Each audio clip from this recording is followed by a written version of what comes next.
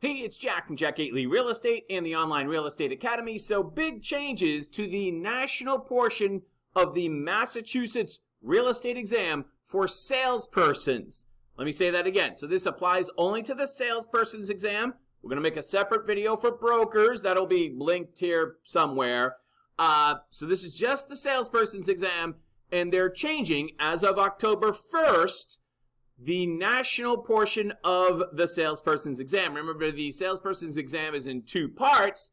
One is the national portion, which is the part they're changing, and the other one is the Massachusetts portion, which is not changing as of this time. At sometime in the future, I'm sure it will change, but it's not changing right now. Let's get into it. In fact, it's been 5 years since I made a video, since they made a major change. I dug up the archive footage. Here it is, just so that you can get a laugh. Big changes coming to the real estate exam starting September 1st. Oh my God, who was that guy? That was 5 years ago. I hope I make better videos now. So, in this video, I want to talk about 3 things changing the salesperson's exam. 1 is the distribution of topics. 2 is the cognitive level of the questions. And 3 is the number of questions that are going to be asked. That's probably the biggest change, so stay tuned for that in this video. That is going to be a big change in the salesperson's exam. So number 1, on the national portion of the salesperson's exam in Massachusetts, the topic distribution, I'm going to just say it's going to be tweaked a little bit. I think this is probably the smallest of the changes, and the only big thing really I see here is the total number of math real estate calculations, which had been 10% of the exam, is now going to drop down to 7% of the exam. So those of you who don't care for math, this is probably good news for you. That doesn't mean you should just, sleep on the whole math thing. Not at all. But it's a tweak. It's a tweak. It's not going to make a mammoth difference in the exam. Just a slight change. Slightly fewer math questions. It might even be almost imperceptible on the distribution of questions. Number 2 is the cognitive level of the questions. And in this case here, they're basically reverting back to the 2018 split. And I've got the memo here. I want to make sure I get this right for you. So recall questions will now be 46% of the exam. And application, where you have to apply your knowledge, will now be 54% of the exam. And that is basically back to where it was, as I said, in 2018. So in effect, you could think of these first 2 things of making the exam actually slightly easier.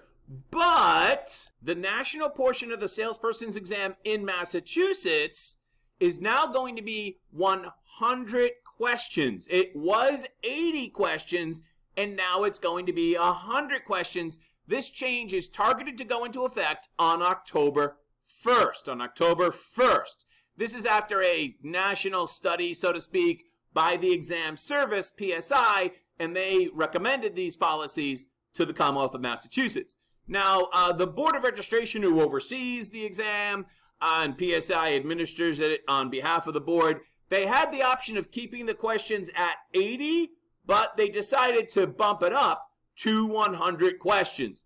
The cut line, or the score that you need to get, will remain the same at 70%.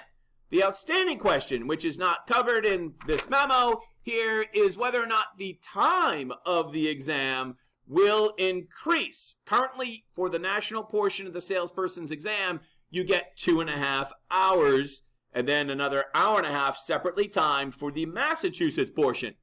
It's unclear at this time of whether or not the salesperson national portion will increase. Since they're asking you more questions, you would figure they'd give you more time, but there's no detail on that, or no specificity, I should say. So, my recommendation for all of you is, as always, take advantage of that bookmark feature that is built into the exam software. So if you get a question that you're like, I don't really know the answer to, I'm taking my best shot, bookmark it so that when you get to the end of the questions, you do not waste time going through the exam searching for the questions you had difficulty with. That's just a complete waste of time. Use the bookmark feature because it will make it very easy to find those difficult questions and you'll be able to work more efficiently. The vast majority of test takers, in my experience, I don't have numbers on this, it's just my feedback that I've had, finish the 80 questions well within the 2.5 hours. So I don't know whether they're going to give you a plan that they're not going to give you extra time, and I think we'll find out later on, I guess, not specified right now. But again, the vast majority of test takers currently finish the 2.5 hours, and they still have time on the clock, and they finished the 80 questions, they still got plenty of time on the clock. So I don't know if this is going to affect, even if they don't give you extra time, I don't know if it's going to be a giant detriment to most exam takers. But only time will tell, and of course we will keep you posted here. I'm Jack Gately from Jack Gately Real Estate and the Online Real Estate Academy. Have a great day.